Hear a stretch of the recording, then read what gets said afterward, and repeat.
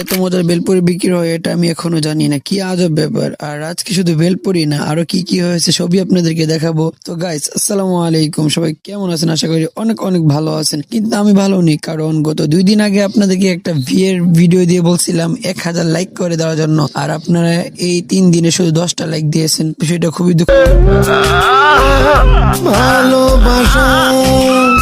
বাসা থেকে বের হয়ে পারভেজকে কল দিয়ে বললাম চল নবীনগর থেকে নাস্তা করে আসি। তারপরে বাইক কি করে আমরা নবীনগর উদ্দেশ্যে চলতে লাগলাম, কিন্তু হঠাৎ পারভেজ বলতেছে যে আমাদের গ্রামে নাকি মজার একটা বেলপুরি দোকান আছে। তারপরে বললাম ঠিক আছে, তাহলে ওইখানে চল। তারপরে বাইক ঘুরিয়ে বাজারের দিকে রওনা দিয়ে দিলাম। হঠাৎ বাইকের পিছনে দেখি আমার ভাতিজাও আসতেছে। তারপরে আমরা চলে আসলাম আমাদের গ্রামের বড় বাজারে বেলপুরি খাওয়ার জন্য। আর আসতে দেখি মানুষ তাকিয়ে আছে আমাদের দিকে। তারপরে দোকানে এসে দেখি মাশাআল্লাহ কাস্টমারের অভাব নাই, আজকে কি সিরিয়াল পাওয়া যাবে। তারপরে পারভেজ বলতেছে আরে উনি আমাদের পরিচিত, চল ভিতরে গিয়ে বসি।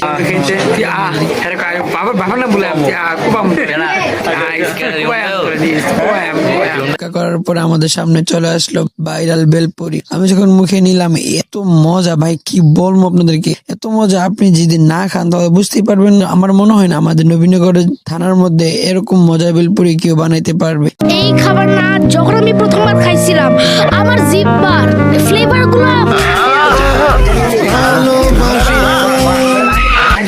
বাইরে এসে দেখি পারভেজ আমাদের জন্য ঠান্ডা কিনতেছে, কারণ ঠান্ডা না খেয়ে তো উপায় নাই ভাই, যেই পরিমাণ ঠোঁট জ্বলতেছে। তারপরে চলে আসলাম আমাদের বাড়ির বাজারে, আর এসে দেখি এলাকার বড় ভাইয়েরা ক্যারাম বোর্ড খেলতেছে। আমাদের এলাকার মধ্যে যদি ভালো প্লেয়ার থাকে তাহলে হচ্ছে তারা 2 জন, তারা এত ভালো খেলে। আমিও তাদের সাথে একদিন খেলতে গেছিলাম ভাই, পারিনি। একজনের নাম জহিরুল ইসলাম, আরেকজনের নাম হুসেইন মিয়া। তাদের সাথে ক্যারাম বোর্ড খেলে কাউকে দেখিনি কোনোদিন জিতে যাইতে।